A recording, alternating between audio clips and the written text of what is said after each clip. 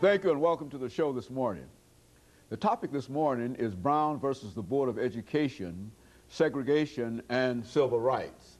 We're fortunate to have with us to talk about the Brown decision of 1954, segregation and the civil rights movement that flowed out of the Brown decision, Dr. RMitchell1, a professor at Fisk University and an individual, Dr. Mitchell, I might say, who has made a tremendous contribution to comments of Dr. James Haney by the many shows that we've had an opportunity to deal with you. Dr. Mitchell, let's see if we might be able, before we start today talking about Brown v. Board of Education and the civil rights movement, let's have you to give us some information about your background, your education, and some of the things that were important in terms of leading you to where we are today. Well, Dr. Haney, it's certainly been a pleasure to have been asked on so many occasions to be able to enter the conversation and dialogue with you over the last, I guess, 15 years now.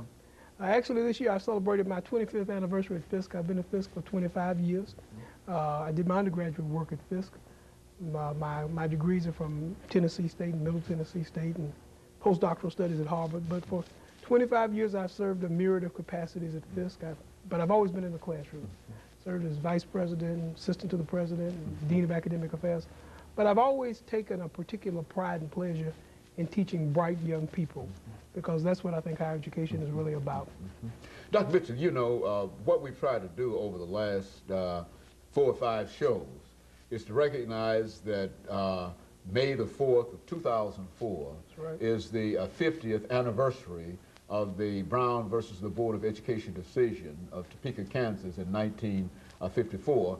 And we wanted to at least recognize that anniversary by having a series of television shows dealing with certain aspects of Brown.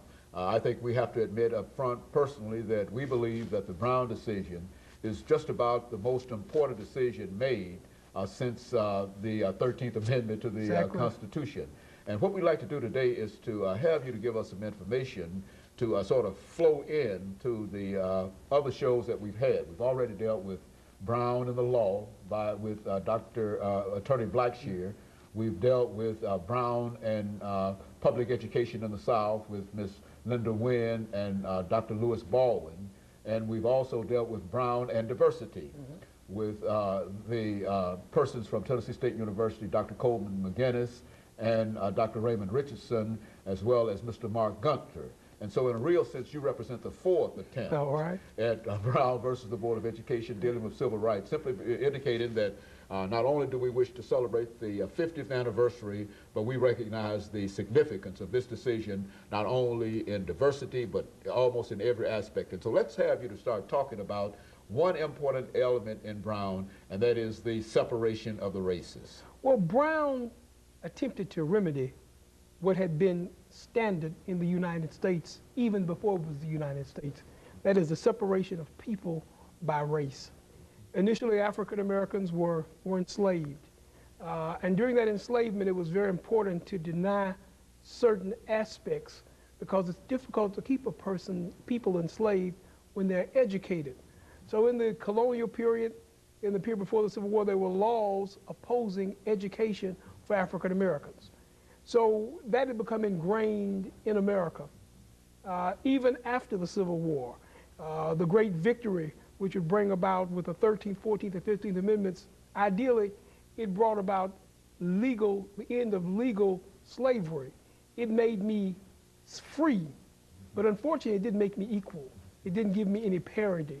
So in a South and in a North, after the war, there's still a separation of people based upon race, a denial of opportunity.